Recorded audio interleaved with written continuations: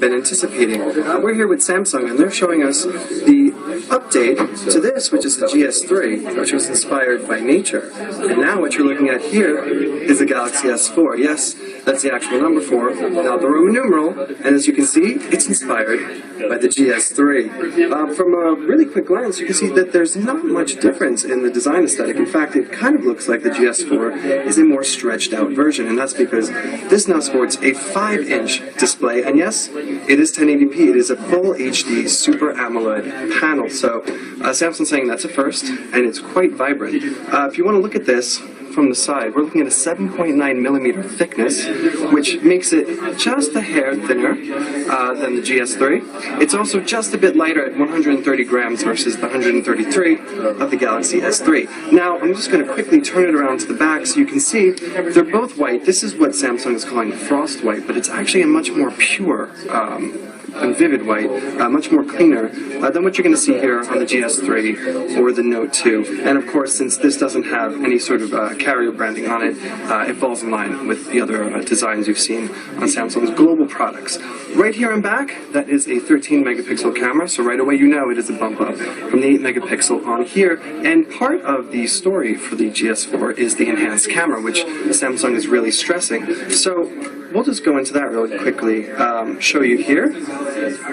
You can hear the little sounds, they're no longer water inspired. Then we'll go straight into the camera, and you can see that it has an interface that it borrows, you tap here on mode, from the Galaxy camera. So you're looking at the mode wheel that you can scroll through. You have options for panorama, something Samsung is calling eraser, so that if there are photo bombers in the background, as you can see highlighted here in pink, or sort of noise or motion blur, you can take a couple of burst shots, tap on that highlighted portion, and remove it from your final shot.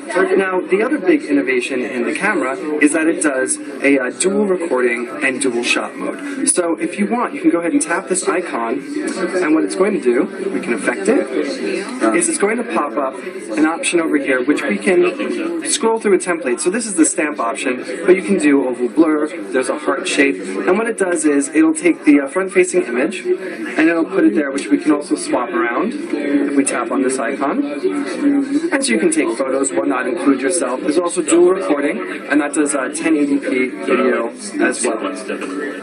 A few other notable things that come in the camera portion are cinema shot, which will allow you to use a burst mode, basically. And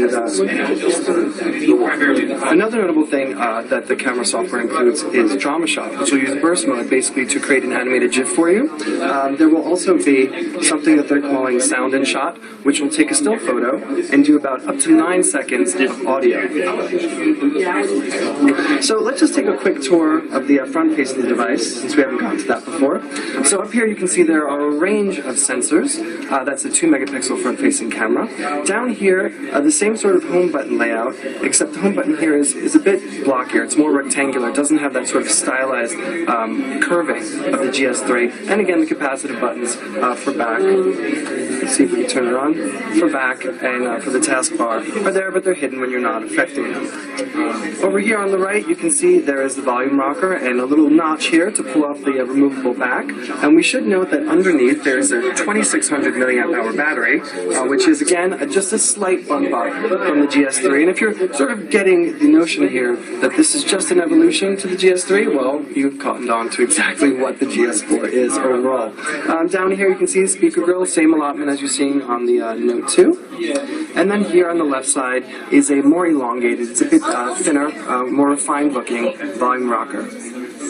At the base, you have your micro USB port that is also MHL compatible. Now, the phone will come in 16, 32, and 64 gigabyte iterations. There's also the option for micro SD expansion up to 64 gigabytes, so you should have more than enough memory. Now, one of the things you're probably all wondering